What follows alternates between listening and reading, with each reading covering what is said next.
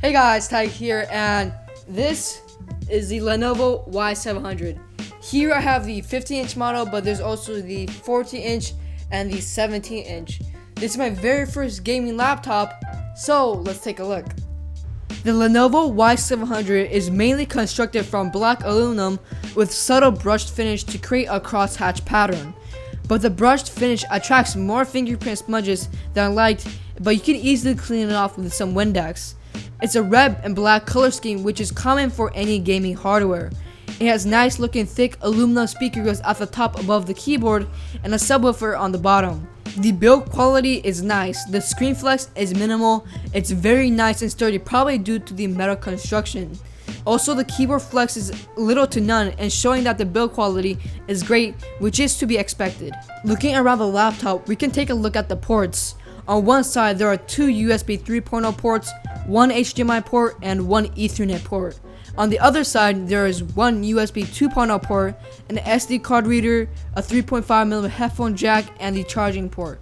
On the bottom there is a huge intake portion as well as the subwoofers, which I previously mentioned.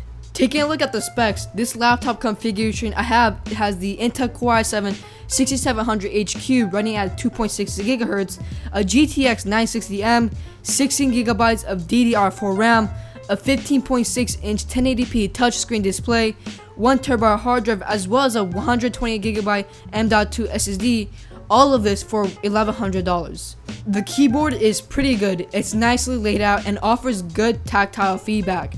It is also backlit with 2 levels of brightness, which is nice. The keyboard deck is covered in black soft touch finish, which is very comfortable. The trackpad is pretty good. It's a little bit more slippery than I like, but it rarely skips around. There's not really much to complain, but you're most likely going to be using a mouse anyways during gaming. Lenovo collaborated with JBL to make these speakers, which is fantastic. The Y700 pumps out loud, balanced audio. The bass coming from the subwoofer was very nice, but if you go toward higher volume, it does quickly distort. The screen is a 15.6-inch touchscreen panel, and it offers nice viewing angles, contrast, and sharpness. It's a matte display, which I love since I hate glossy panels that are prone to reflection.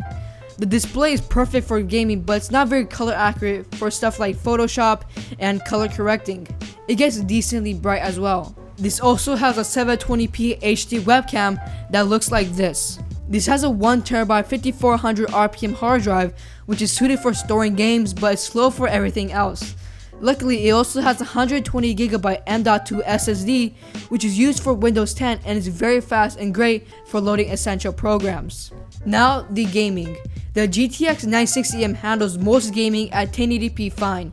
For graphically intensive gaming like Call of Duty and Rainbow Six Siege, you may need to lower down the texture quality to medium to get good frame rates, but it's hovering over 50 to 60 FPS during gameplay.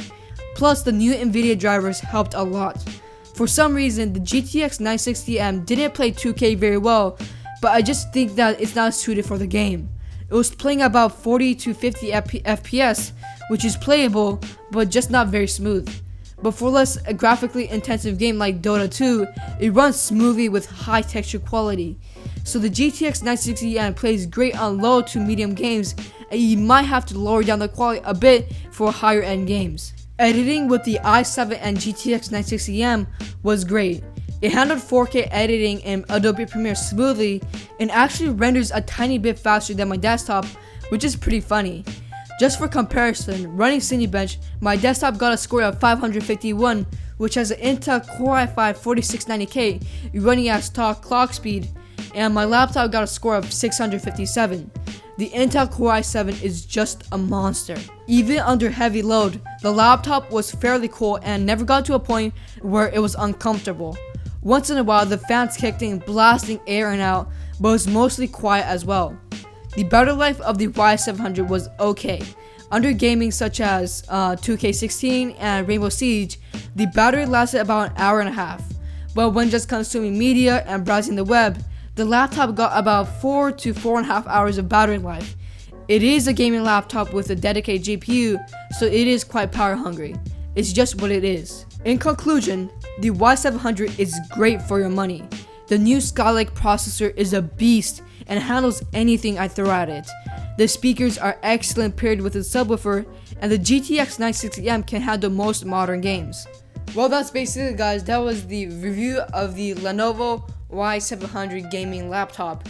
If you like this video, make sure to thumbs up and subscribe for more similar content like this. Thanks for watching, guys, and I'll catch you guys in the next video.